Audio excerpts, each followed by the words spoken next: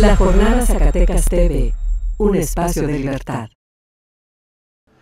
Con certeza absoluta no, pero sí se pueden dar unas cifras o unas fechas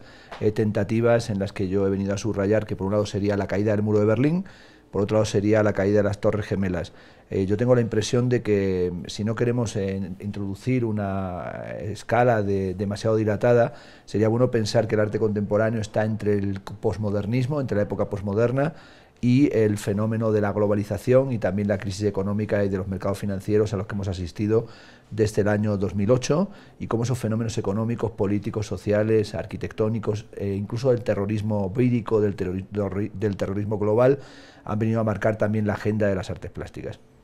Bueno, el arte contemporáneo yo creo que implica hoy distintos fenómenos de visualidad, no es a la manera tradicional únicamente la pintura, la escultura, la arquitectura, sino que hoy es un conjunto de prácticas híbridas, de prácticas interdisciplinares que superan las fronteras del antiguo concepto de la autonomía del arte, y hoy nos vamos dando cuenta, o por lo menos eso he querido subrayar, que cuando hablamos de algunas de las cosas más brillantes del arte contemporáneo tenemos que pensar en las series de televisión como Los Soprano, como The Wire, como Breaking Bad, como House, como Homeland, o también podemos incluir dentro del campo del arte contemporáneo los videojuegos, como ha supuesto también la introducción del videojuego en colecciones de museos como el Museo de Arte Moderno de Nueva York, pero también tenemos que introducir lo que ha sido los desarrollos del urbanismo y los desarrollos de la arquitectura, las prácticas performativas, las nuevas formas de la danza y de la coreografía, y en este sentido el arte contemporáneo afecta hoy a multitud de comportamientos de cualquier índole,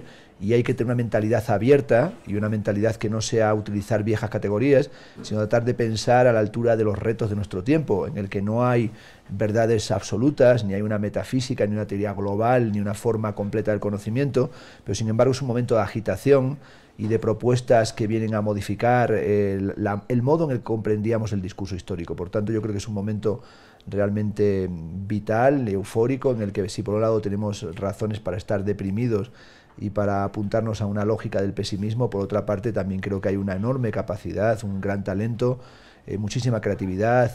rasgos de imaginación deslumbrante, y esto es lo que por lo menos a mí me mantiene activo como crítico y en vanguardia constantemente como curator o como organización de eventos culturales.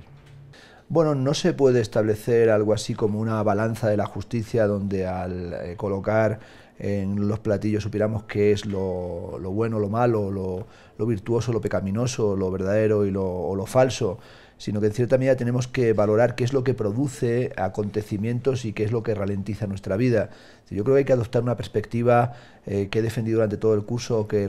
retorne a Nietzsche cuando hablaba de hay que plantear una filosofía más allá del bien y del mal, o que hay que pensar sobre verdad y mentira en sentido extramoral, y que hay que ir más allá de las categorías dualistas, es decir, de esos dualismos de blanco-negro que caza ratones, o esa idea del pensamiento maniqueo de o conmigo o contra mí. Entonces, en algunos momentos hay obras de arte cuyo carácter es absolutamente ficcional o totalmente inverosímil, o que se basan en la idea del fraude, que sin embargo tienen la mayor calidad estética y son capaces de modificar nuestra vida. He puesto en el curso el ejemplo de la película de Orson Welles, F de fraude, y me parece que Wells sería un paradigma de algunos comportamientos del arte contemporáneo, es decir, cómo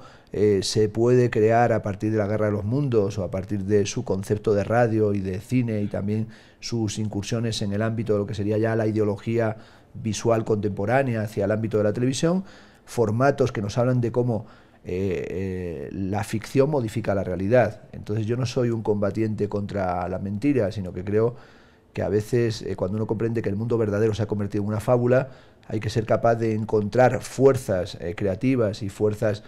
políticas, incluso en estrategias que no son verdaderas en el sentido tradicional ni en el sentido ontológico, pero que tienen una capacidad táctica y estratégica. Y en este sentido, si uno tiene que emplear unos cuantos embustes para conseguir unos objetivos transformadores y emancipadores, tal vez deba hacerlo. Bueno, esa frase de The True Artist, el verdadero artista ayuda al mundo a revelar verdades místicas, es del artista americano Bruce Nauman, y saqué esa imagen en el curso, sobre todo para mostrar que era una imagen que dice lo contrario que dice. Es decir, no nos habla de que el artista se convierta en un místico, que nos enseñe cómo se accede a un mundo trascendental o religioso, sino que al contrario nos habla de que lo místico está en lo cotidiano. la magia está en lo más cercano. La realidad está al alcance de nuestros gestos, es decir, nos obliga a pensar no en la trascendencia, sino en la inmanencia. En este sentido, no soy un teórico de lo religioso, sino de la práctica política. Originalmente, Marcel Duchamp quiere plantear una pregunta, la de si es posible hacer cosas que no sean obras de arte. Selecciona cualquier objeto, lo colocas encima de un pedestal y se puede convertir en una obra de arte. A partir de ahí, de esa propuesta que hace al comienzo del siglo XX, ha habido toda una retórica, un manierismo de que cualquier artista elegía cualquier objeto, agarraba un libro de este tipo y lo colocaba encima de un pedestal y decía, aquí tengo una obra de arte. Sin embargo, no cualquier objeto se convierte en una obra de arte porque un artista lo seleccione. Yo creo que lo que nos hizo Duchamp fue obligar a pensar el contexto, a pensar el marco del arte, a pensar la institución artística en general, pero que acaso el uso que se ha hecho de Duchamp o el uso y el abuso del ready-made se ha convertido en algo que tiene que ser desmantelado. Yo llevo un tiempo pensando en hacer un libro que sea un libelo contra Duchamp, tal vez para librarnos de él, y a lo mejor hay que prohibir durante un tiempo que se vuelva a hablar de este artista o poner en cuarentena sus procedimientos. A veces hay que dejar de hablar de una cosa, por lo menos para producir una cierta tranquilidad, para que se abra otro horizonte de interpretación. Sí, el arte yo creo que es principalmente una actividad lúdica. El arte no es, como nos venden algunos profesores, algunos académicos, una cosa aburrida, una cosa sesuda, que solamente 4 eruditos y 4 entendidos van a tener que manejar. El arte es un juego, y acaso un juego que nos muestra lo más serio de la vida. Yo creo que la gente que no sabe jugar es como la gente que no sabe bailar. Son unos pesados de tomo y lomo y realmente con ellos no se puede ir a ningún sitio. El arte nos enseña, como el humor, que no hay momento, ni siquiera el más dramático de nuestra vida, en el que no sea necesario un poco de humor y un poco de juego. Decía Roland Barthes que el conocimiento es una pizca de sabor y un montón de saber. Tiene que ser un saber sabroso. Y yo creo que el juego es eso, un juego que nos invita a reinventar nuestra vida cada día por medio de juegos que nos obligan a ir a la infancia y también al futuro. Es decir, que nos obligan a mirar para adelante y a mirar para atrás. Bueno, indudablemente hay un fenómeno de VIP o de gente importante o de la cultura del celebrity que también afecta al mundo del arte contemporáneo, como afecta al mundo de la moda, como afecta al mundo de la gastronomía, como afecta al mundo de la televisión, que impone su lógica por donde quiera que vayas. Es evidente que el curator se ha convertido en uno de los agentes principales de la cultura contemporánea, pero al mismo tiempo ese curator yo creo que está siendo corregido en los últimos años y estamos viendo cómo el artista también hace práctica curatorial, cómo también las instituciones van liberándose de una actitud pueblerina o provinciana en la que cualquier curator internacional que apareciera por una ciudad conseguía imponer su lógica y levantarse grandes presupuestos. Yo creo que estamos en un momento en el que la crisis económica obliga a abandonar ciertas poses, obliga a abandonar ciertos ropajes, ciertos disfraces de grandeza y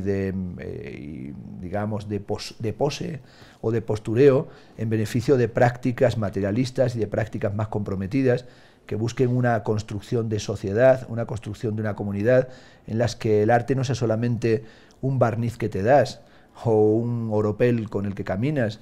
No es el arte el cuento del traje del emperador, en el que el emperador va en pelotas y sin embargo dice que lleva el mejor traje. El arte es algo que modifica tu forma de comprender el mundo. Y en este sentido, más allá de los curators, más allá de los directores de museo, más allá de los académicos, el arte tiene que afectar a tu vida cotidiana. Yo creo que hay que introducir la dimensión política en el arte, pero sobre todo cobrando conciencia de que la política ha estado siempre en el arte. Hay política en el arte en la época del siglo V de la Grecia antigua, hay política en el arte romano, hay política en el Renacimiento, hay arte político en el Barroco, hay arte político en el muralismo mexicano, hay arte político en el arte feminista desde los años 80, hay arte político en todo lo que es el conflicto social, racial contemporáneo. Y por tanto no hay un arte que no sea político. El que sea político no quiere decir que no sea partidista. El arte no es un sistema, afortunadamente, de la burocracia, o no tiene por qué serlo de la partitocracia, de lo que llaman en mi país los teóricos de Podemos la casta. Es decir, no es de una especie de sociedad que se mantiene y se perpetúa sentado como yo ahora cómodamente en un sofá o en un sillón, sino que el arte es un intento de modificar la perspectiva del mundo. El arte no produce confort. El arte, el mejor arte, produce incomodidad. o sobre todo nos saca del status quo, de la inercia, de apoyar lo que ya está ahí solo por el solo hecho de que está ahí. El arte es también una crítica del espectáculo, aunque a veces ofrezca espectáculo, es una crítica de la cultura del entretenimiento, de la cultura de lo fácil, de la banalidad. El arte tiene que obligarnos a introducir más cuestiones, más preguntas, más interrogaciones que respuestas. He dicho en algún momento que el arte no es un supositorio, no es una pastilla, no es una vacuna, no es una inyección que te dan y se te corta una infección. Lo importante del arte y la filosofía es que agrava los problemas. Es decir, una persona que le interesa el arte o le interesa la filosofía, lo que notas es que está mucho más preocupado que complaciente, no está viviendo en el mundo de Rapunzel o en el país de la fantasía, no está en el mundo de Disney World. Es alguien que ha llegado a comprender agudamente los problemas de su tiempo. El arte es un sismograma de los conflictos sociales. De ahí su voluntad de intentar por lo menos plantear un cambio social.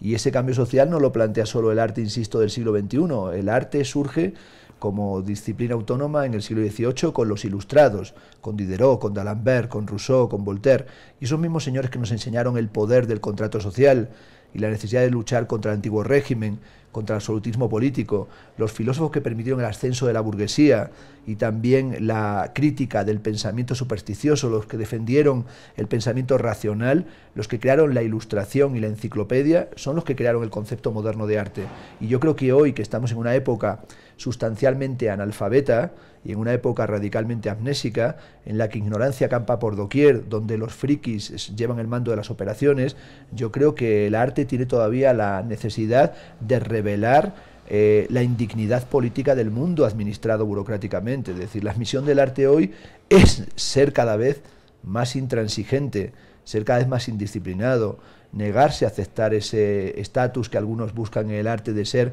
el bufón de la corte, la música del acompañamiento de los fastos sociales. La película que yo he comentado estos días, La gran belleza de Sorrentino, en cierta medida nos habla de qué sucede cuando una sociedad tiene un arte que es puramente la mermelada de la tostada. Es decir, es algo que se vuelve verdaderamente vomitivo. Bueno, ahí hay que tener mucha contención, sobre todo hay que intentar no caer en un proceso de rabia incontenible. Hay muchos momentos en los que uno, cuando ve la corrupción del presente, pues piensa que habría que tomar medidas drásticas, lo que llaman algunos filósofos el paso a la acción. Pero yo creo que cuando uno se ha educado en el proceso de la reflexión, pues piensa que hay un poder de la teoría, que es un poder que estaba ya evidentemente en la crítica a la economía política de Carlos Marx. Es decir, Marx prefirió o pensó que sin el momento teórico no podía existir el momento de la praxis. Y yo creo que tal vez una de las labores de la teoría del arte, de la cultura, de la teoría política, no es camuflar los conflictos ni frenar el momento de la acción, sino crear una teoría que sea en sí mismo un momento de la acción. Y en cierta medida, pues bueno, yo creo que la trayectoria mía intelectual ha sido la de alguien que ha realizado exposiciones incluso en cárceles, en penitenciarías, que he realizado películas porno, que he montado combates de boxeo, que he dado conferencias con tigres de Bengala, que he estado amenazado de muerte, que me ha puesto ETA político-militar en una lista de objetivos prioritarios cuando monté mi exposición sobre arte y política, arte y terrorismo en el final de la democracia. Y a pesar de eso, pues he seguido pensando que la labor que tenía que desarrollar era una labor de no dejar de afrontar el reto del pensamiento crítico. Un crítico solamente tiene una misión: